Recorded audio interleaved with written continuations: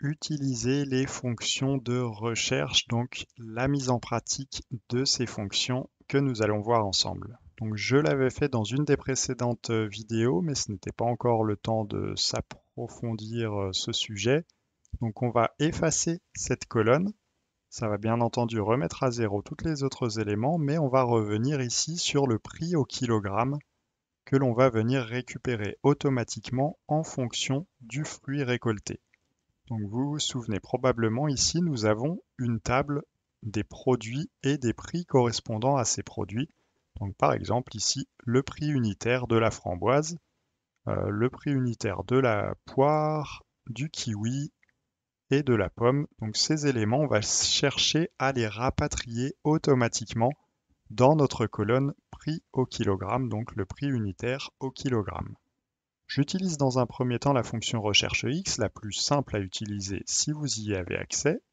Donc égale recherche X, et on va indiquer la valeur cherchée. Donc nous, notre valeur cherchée, ça va être le fruit. On va demander à la fonction recherche X de chercher le fruit dans notre tableau de recherche. Donc ici, automatiquement, donc dans la table des produits, comme ceci.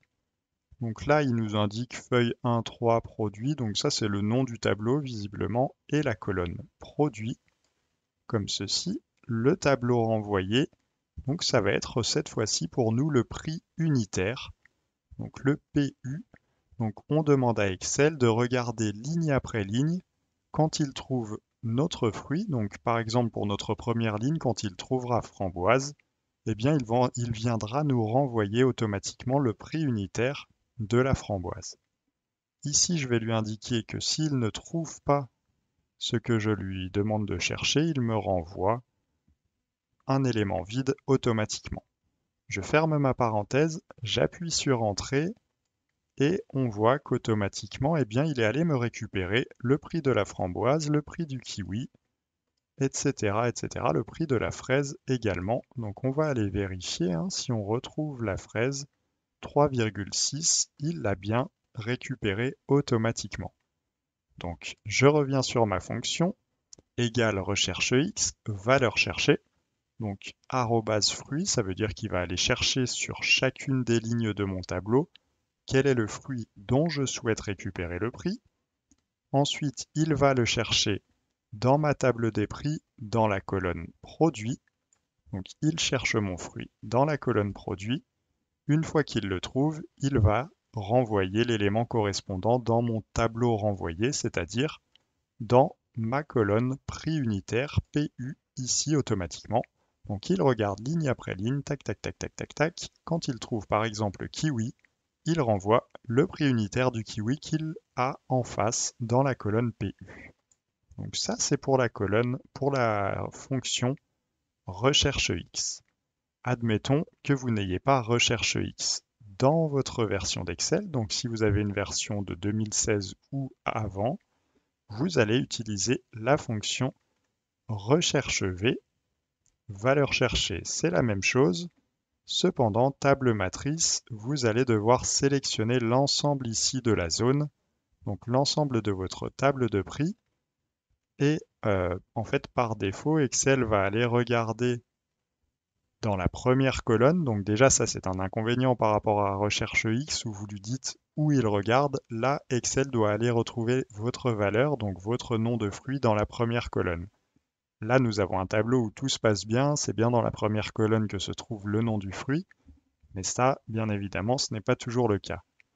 Numéro d'index colonne, vous lui indiquez le numéro de la colonne, donc dans laquelle vous souhaitez renvoyer l'élément. Donc nous, le prix unitaire se situe en troisième colonne. On va indiquer 3 et on va alors ici lui dire correspondance exacte, comme ceci. On ferme notre parenthèse et on appuie sur Entrée. Donc vous le voyez, on obtient bien le même résultat, hein. La fonction fonctionne bien également, hein. Elle est faite pour fonctionner. C'est juste que je trouve que la fonction recherche X est tout de même plus intuitive. Donc moi, je vais la remettre en place rapidement pour la réutiliser et être certain qu'elle fonctionne dans tous les cas de figure. Voilà. Donc vous avez le choix. Je vous ai montré maintenant comment faire pour utiliser l'une ou l'autre des fonctions. Si vous avez peur de ne pas comprendre la recherche V, utilisez la fonction recherche X si vous y avez accès. C'est la plus simple. Vous indiquez directement à Excel où elle doit chercher votre valeur cherchée et où il doit retrouver votre valeur à renvoyer. Vous validez votre fonction et vous obtenez automatiquement le résultat. Je vous mets des petits exercices également en complément pour vous exercer un petit peu pour acquérir encore un petit peu plus la logique de cette fonction.